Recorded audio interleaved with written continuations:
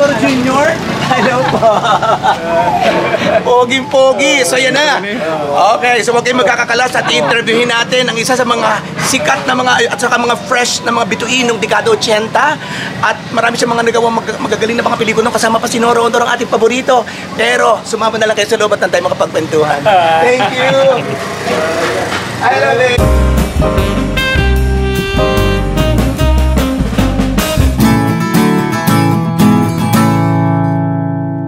Alright, so andito lang tayo sa kanilang bahay. Pasensya na kayo, medyo natatata tayo kanina, nagulat ako.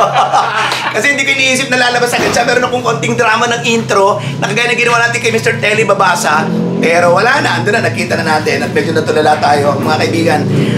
Pagkatapos ng mahabang panahon, poging-pogi pa rin si Mr. Dan Alvaro. Ayun. Okay po, kuya? Hello! Magandang nakaalimu sa lahat. Okay kuya, so kaswanan lang tayo. Oo, okay lang yun. Actually, ako'y isang fan kasi talagang mga kaibigan, poging-pogi siya lalo nung kabataan. So hindi lamang siya aspiring action star before, kundi isa rin siyang kumbaga ay idolo ng mga kolehiyala. Kasi siya action star na pogi. Nung panahon mo kuya, parang nababalita na parang ginagaya mo si Lito Lapid. Anong istorya doon? Nagkataon ka si Lito Lapid noong araw. Yung pinanggalingan ni Lito Lapid, doon din kasi ako nanggaling. Kaya isa parang stunt? Oo, stuntman. Nag-stuntman din pala ka? Oo, so is the devils ako. Si Lito Lapid galing doon. Si Dante Barola galing doon. Tapos may hawin? Oo, at may estilo. Okay kuya? Kaya yung estilo ko, parang galaw. Parang yun, nagiging kamukha. Ako nga tinatawag na Lito Lapid Jr. Oo. At lalo pang kuminit ang balitang yan, alam na lang kayo mag-istorya kasi tayo. Senior high na rin.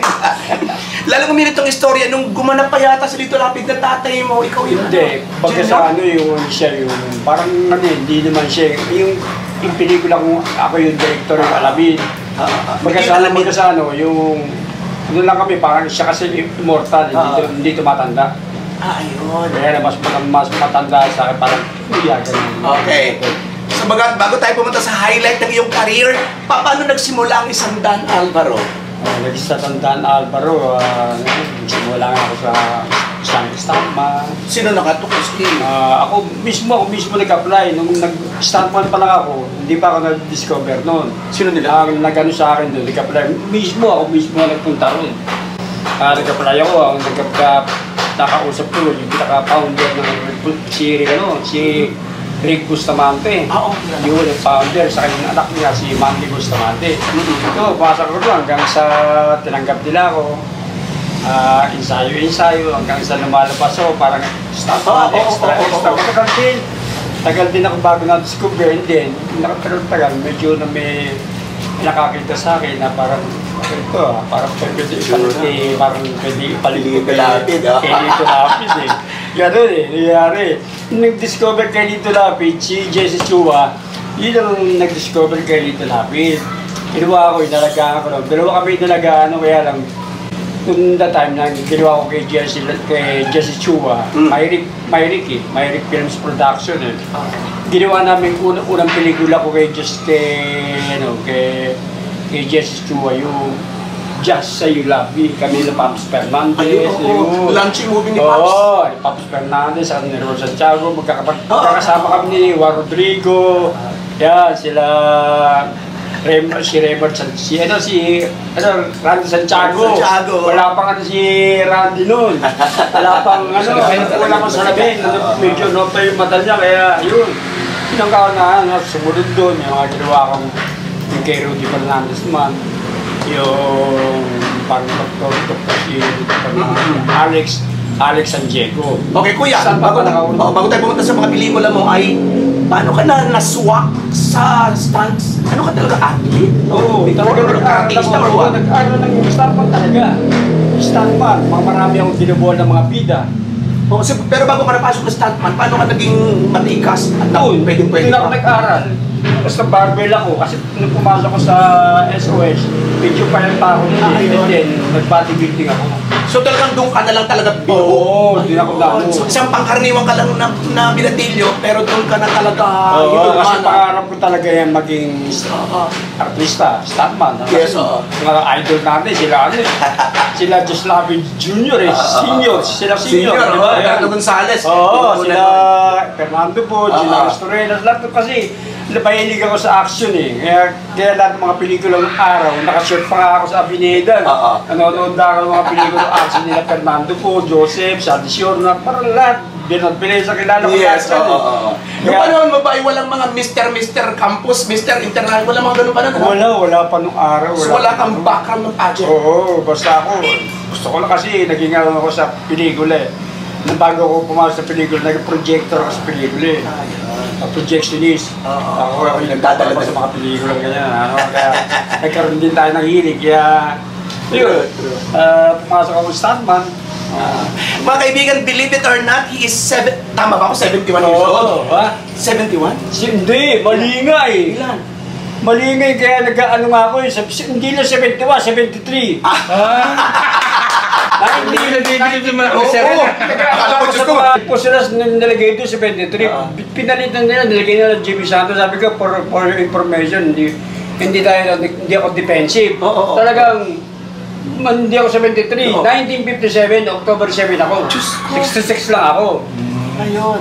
Oo. So 66 ka na? Ito ko pa yung birth certificate. Kaya mo, so nagunat ako to 70. Kasi may gawa niyan, inano ko na yung Google eh.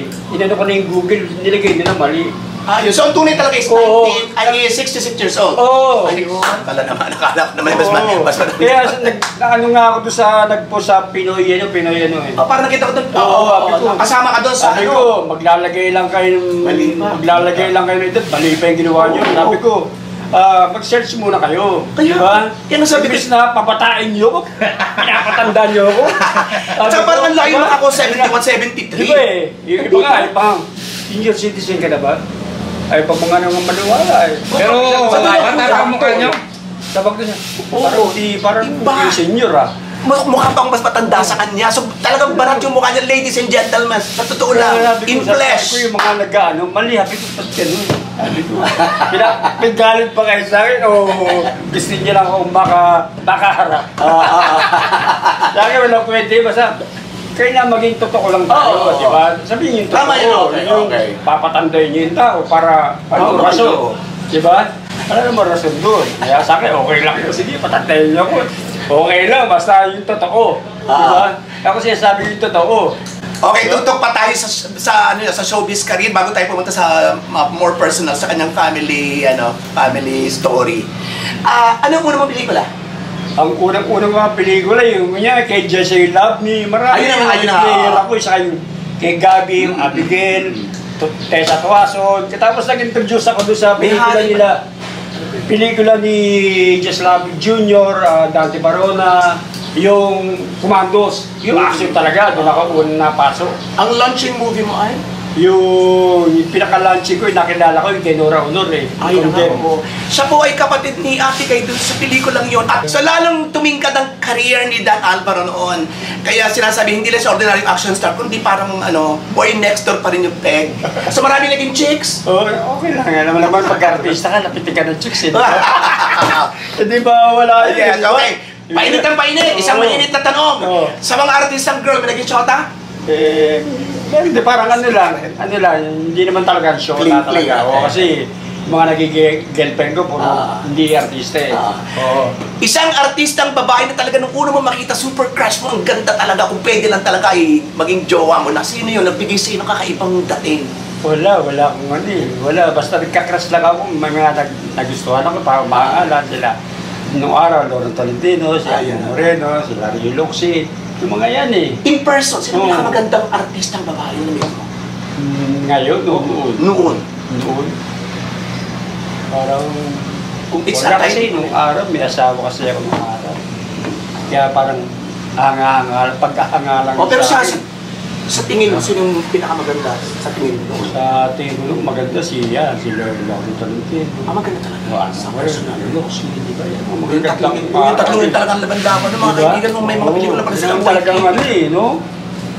Magaganda ng araw talagang sila Oo. Kailangan sila Scooby, yung mga, di ba? Action stars ang mga nakasama. Sino mga nakasama mong action stars? FPJ nakasama mo. Hindi nakasama ko si FPJ, nung stuntman pa lang ako eh. Suntukan ko si FPJ, saka si Ramon Revilla Sr., yung pelikulang Leho ng Central Luzon. Ayun. So pag suntok ni FPJ, ano lang kayo, tumbahan na lang kayo. Hindi, eksena kami, dalawa sila. Suntukan kami, eksena ko si Ramon Revilla, saka si FPJ. Ano pelikula? Magkasama sila Oo, dalawa? Ay, oo. Leho ng Central Luzon. Parang Suntukan, ano kami, routine eh. Pag-routine. Inagis naman ako ni FPJ doon sa lamesa, puro bote. Kanya na, start mo, sarili tayo dyan. Di gulang bote. Tapos, nung napagsuntukan naman ako, inagis naman ako kay Ramon Revilla Sr. Suntukan kami. Tinamakan ko si Senior. Kasi hindi na kayo kung gano'n. Pero natamaan ko rito, hindi naman malakas.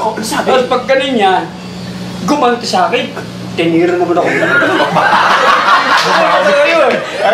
Sorry.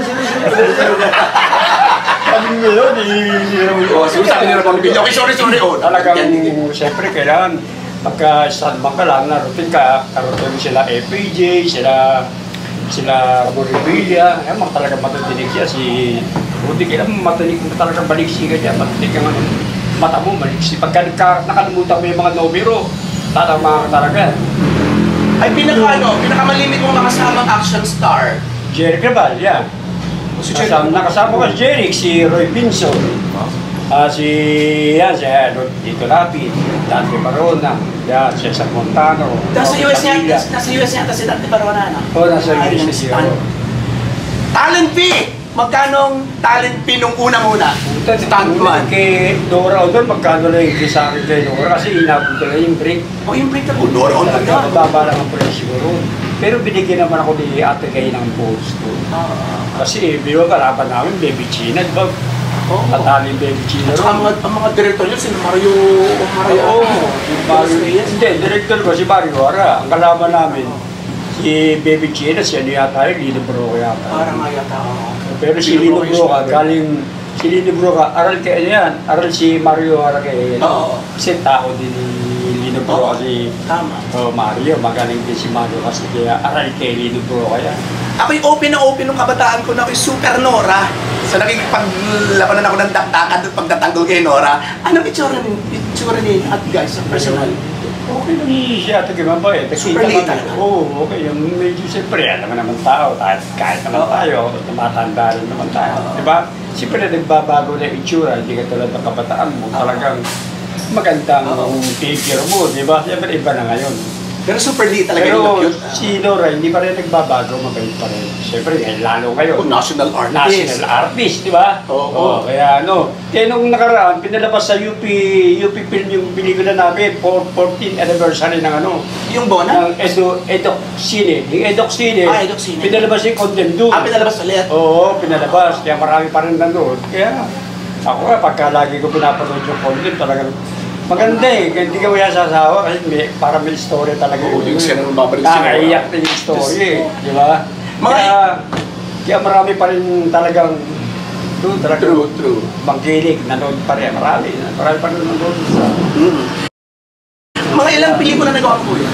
Marami na rin siguro, nasa 40. Yung pagbibida ko siguro, nasa lang yun. Sa mga pero dyan ako nakilala, dyan kay Nora, yung Condemned. Tapos yung kasunod ng Condemned, yung Bagong Hari.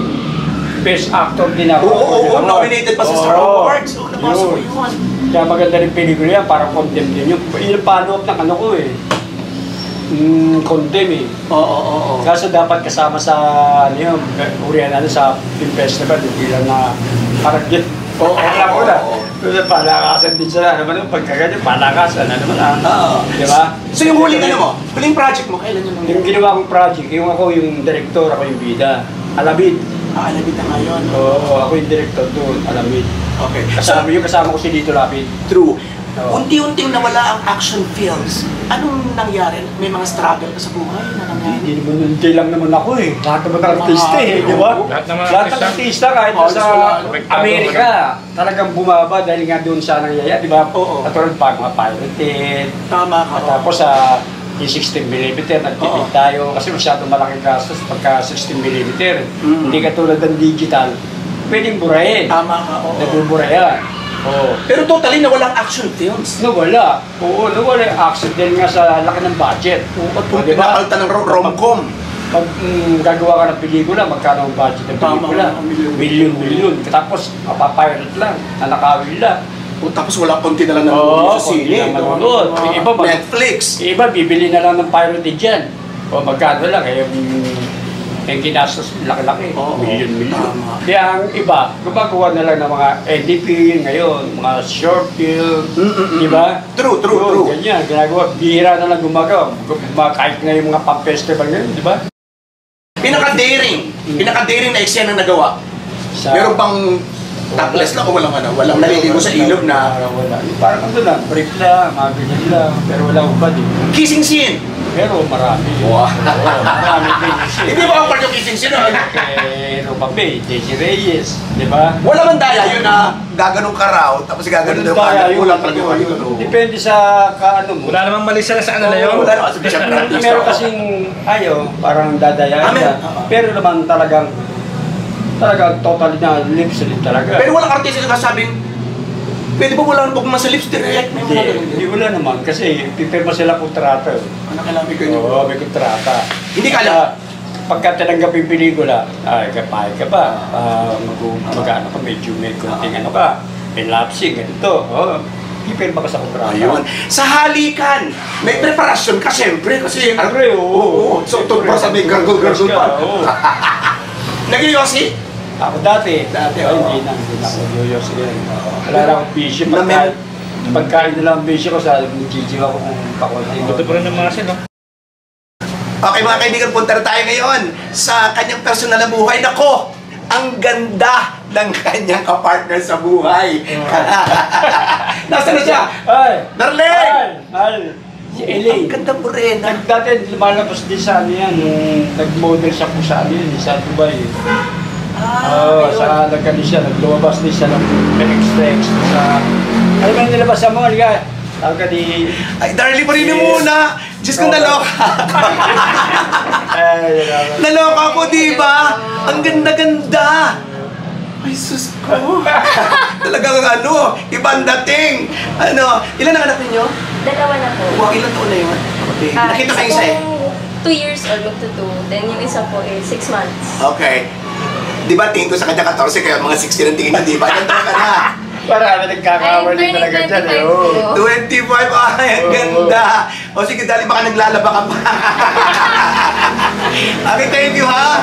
Salamat. Talaga naman. Oo. Marami ka, pagka nagbabalag kami, minsan, babalag kami ng dalawa niyan. At dami mga nagko-comment na, uy, saan mo na yan? Mga menor din na dyan, baka makulong ka dyan. Ay, meron kayong lifestyle vlog together? Oo, I-promote natin, Promote para... Ituloy nyo na yan. Mga ilan ang vlogs ninyo sa inyong sariling page? Marami na eh, nakasweldo na nga ako dyan eh. Ay! Dahil promote natin pa rin ikaw, isang balik pa. Nagbablog kami. Sabi man channel mo. Sa mga kaibigan ha, sa mga kasama natin sa Robontology, mga ka-team natin, supportahan natin ang babait, down to earth. Supportahan natin ang kanilang channel, page baga, YouTube channel. Page po. Okay, sa Facebook page, go! Anong pangalan ng Facebook page natin? Yung Dan Alvaro po, yung sa kanya. Okay. Then, yung sa YouTube po namin is Dan Alvaro. Okay. Ay kung alam ko lang, hindi nakapagdala ng pagkain, kami nakapagmukbang, hindi ba? Okay, sa sunod, re-respect tayo. Thank you, darling. Ipapalabas sa Robontology, pero pinopromote ko na sa inyo, punta kayo after this sa Dan Alvaro at dagdagan natin ang kanilang subscribers. Okay, now, punta tayo sa personal life na buhay natin. Ano ang pinagkakaabalahan sa ngayon? Ngayon, ang ginagawa ko ngayon, yung batang kaya po Oo nga, itong balita. Maganda si Dante. Kaya may Dante. Oo. Kasama ko si Marcelo. Oo nga. Kaya kasi bihira, bisan dapat nga nung nakararapon, may taping sana kami kasi naghahanap sila ng location, wala silang makita ng location. Dahil sa Kabalyero kay Pakundo, yung transaction na pagbibitingan namin, wala pa. Wala pa. Paano ka nakapasok sa Wala, maraming kaibigan din tayo. Si Derico kasi mabait din niya. Oo. Dahil nung nakaraang probinsyano, kasama rin ako. Ay naman pala. Oo, So, pinagsamahan na talaga. Oo, saka si marami kami pinagsamahan ni Derico dahil yung bago pa lang siya, service, Hindi alam mo eh. Daring si Coco Martin. Oo, yun. Tapos nagsuggest din sa akin si Senador Lito Lapid. Marami tayong kaibigan na talagang natulog ko. Nakalista ka na. Nilista na lang si Dan Alcordes. Isama namin si Dan Alcordes. Kaya okay naman. Nagpapasalamat tayo kay Coco Martin. Siyempre kay Senador Lapid. Saka yung mga nagsuggest sa akin na if may pasok ako sa Batang Quiapo. Para kami nag-uusap. Sa Batang Quiapo ay, ano yun? Araw-araw ang Hindi ang araw-araw pinapalabas. Hindi, ang schedule namin, MWF.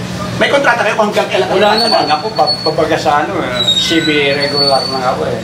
Ayun. CB regular eh. Ako, regular ako. Pag nagusto ka. So yung mga artista na nagdasal, Diyos ko, huwag mo nang tanggalin ang isya ng ito para dire-diretso ng mga nakakulong, ano? May mga namatay na. Uy, hindi ako namatay. Dito na ako tinamahap. Hindi pa ako mabuhay. Diba, ganun ba? Okay. Daring na tanong! Magkano ang yan? Pwede namang hindi sagutin. Pwedeng Okay naman yun. idea lang. Hindi naman. Tama lang sa Tama lang, oo. pampamilya. Makakabuhay din. Tama yun, oo. Pero, meron. Okay lang, kahit konti, pero misa-misa lang kasi. Kaya, Siyempre, ikaw na bahala magtipid. Oo, tama, oo. Titipirin mo lang yung sarili mo. Ano. Okay, balita ko may mga relatives artista. Oo, si Glyza Discastro. Paano nangyaring naging ano? Pamang kasing tatay niya, kapatid ko, kuya ko yun. Talaga? Oo, Galura kami. Sa real name namin, real na family name namin, Galura. Ay, big star yun sa big star sa GMA. Ay, hindi ka Kaya may tabata yan, magaling pang artista. I-refer pa rin ka rin pag may mga kulang actors. Oo. Ay, dapat din ako GMA7 at ABS-CBN. Ano ba ka? Meron ba pa? Meron pang ABS-CBN nga pala sa mga kapamilya channels. Lagi naman ako lumalabas dyan sa Channel 7, sa Channel 2. Yung araw, nung kalakasan, di ba din yung araw? Lagi ako lumalabas dyan. Eh, siyempre, mga kaibigan ko rin sa Channel 7, wala na rin. Kaibigan ko sila Marjorie Reyes, yan. Kaibigan ko yan eh. Si kumpare ko, si Brother Jake Tortesilia, si head writer ng GMA7. Wala rin, namatay na siya. Ganun lang, yun lang ang tumutulong sa akin eh. Pagkano yun, yung stop siya. Dapat alam ang number mo. Oo, pinukul nila ako eh. Kaya ngayon, siyempre, katulad ng Derek Mario, siyempre, magkano yung director niya. Eh, sana bago mamatay yan, may gagawin sana kami mga pelikula. Eh, wala. Ang bayaran ba sa TV ay per episode or kontrata? Hindi, depende sa ano. Kasi pagka, ano ba, 15 katapusan yan eh. 15 katapusan. Oo. Aji, 75, mga ganun. Hindi katulad dati, nung araw, pagka TV na, pangalawa. Ay, hindi na, ikukubra mo yun. 15, pag na-check ko sa tamang ano, makukubra mo na ako. Ajis. Pagka umabot ka naman sa ano, hindi mo ka umabot, 25 na. Tama nga naman. Oo. Gano'n, hindi ka tulad ng araw. Pero sa pelikula, pagka pelikula naman, kaliwaan yan. Tama yun. Mas kaliwaan. Kaya minsan, mas gusto kong gumawa ng pelikula dahil pag-uwi ko may pera lang. Tama nga. Diba? Madali, ano? Lalo sa... Pagka hindi mo hindi mo kailangan. Eh, pero may, naman, kay Derek Coco, okay naman. Magbibigay lang ako ng parang resibo sa BIR. Makukuha mo na kagad din. Pero naniniwala ka po, yun ako kailan pinagbago? Medyo pumayat ng mukha mo, pero yun pa rin. Ensayo ko yan, hindi ako masyado... Matikas, totoo mga kaibigan Gigib kasi ako ngayon. Eh, hindi wala sa akin yun kasi wala na akong vision, hindi katulad ng araw. Yosip, Talagang pinom-pinom, sigarilyo, kaya puyat, ganyan hindi, bira eh. Ito, nakaano ko sa mga anak ko eh, dalawang anak ko maliliit eh. Wala na kasi yung mga anak ko tuna, malalaki na kasi. Malalaki na ako. Well, hindi kawawa naman ako, di ako na mag-isa. Tama nga yun, oo. Diba? Pero ang communication, diretso naman, walang... Wala naman, lahat siya, makilala naman din lahat siya. Magkakapatid din, nagkakakontakan naman sila lahat eh. Kaya wala namang problema sa mga anak mo. Kuya, nung panahon pandemya na wala ng mga trabaho, maraming dumanas sa depresyon, mayroong napapunta sa droga, mayroong nawala ng direksyon ng buhay, mayroong walang sakit. Hindi ka dumanas sa ganung phase? Hindi, kasi alam mo kung yung time na yun nagtrabaho kay Daniel Fernando, gobernador, kasi kaya naman ako pumasok sa kanya. Dad, dito ka na sa akin. Wala Sa Bulacan? Oo. Wala naman akong ginagawa. Eh, siyang puwasa ko sa kanya nung vice governor pa lang siya. Tapos naging governor. Kasi ako yung pinaka-chief security niya. Oo nga, pwede. Oo, ako yung chief security niya noon. Nakailang taon din ako sa 5 years. Siyempre, pandemic noon kami. Nasa labas nga kami, tumutulong kami, pandemic. Eh, pwede ka pang bumalik. Oo, kaya lang, ngayon ko munang bumalik kasi puyat eh. Gusto nasa accident mo, nandun ka. Eh, ilang araw ako nawawala, 4 na araw. Kasi mahal mo yung trabaho. Kalusugan pati, kalusugan sa laging puyat. Oo, puyatan eh. Siyempre, piparil ka pa. Ikaw security, siyempre. Di ba? Kaya yun. Kaya medyo nakasurvive ako ng pandemic. Okay din naman. At least. Kuya, inspiring words sa mga kabataan gustong pasukin ang industriya ng pelikula. Anong may papayo mo sa kanila?